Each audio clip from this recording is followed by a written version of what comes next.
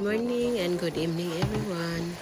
I'm going to cook stir fry UPO or white squash and pork.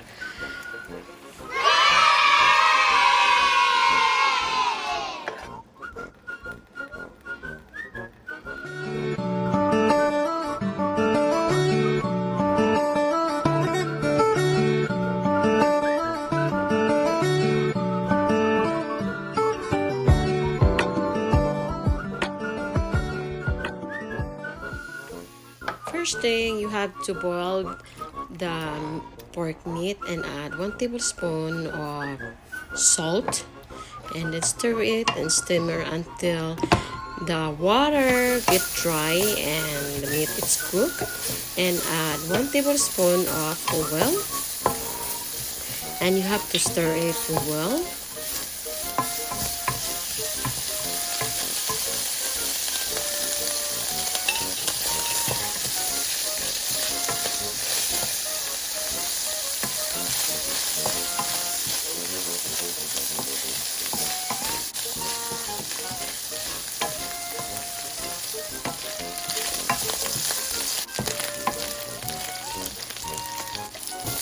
Add 1/2 of onion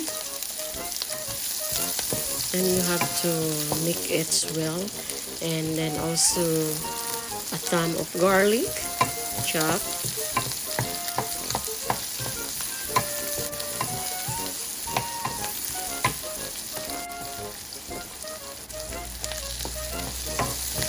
and tomatoes, and you make it well.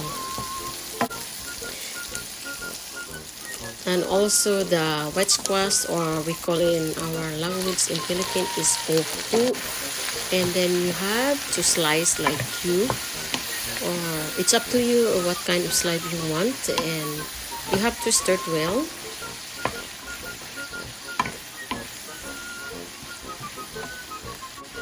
So 1 tablespoon of black pepper and 2 tablespoons of pork powder or beef powder or beef stock, and also soy sauce like 1 tablespoon and a half, and you have to mix it really well.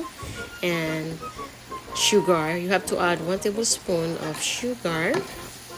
If you like my video, please don't forget to subscribe, like, share, comment, and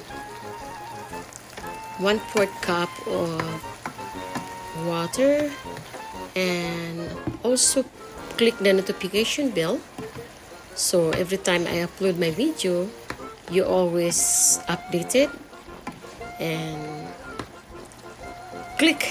please click subscribe. If you don't subscribe yet, then subscribe my video if you like, so every time I upload my video you always see it.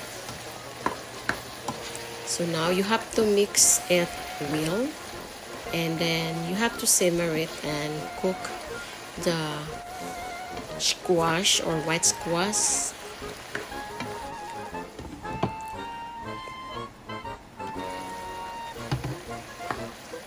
So I love this kind of vegetable. It's very fresh, and this is add onion leaves or scallion or onion chive.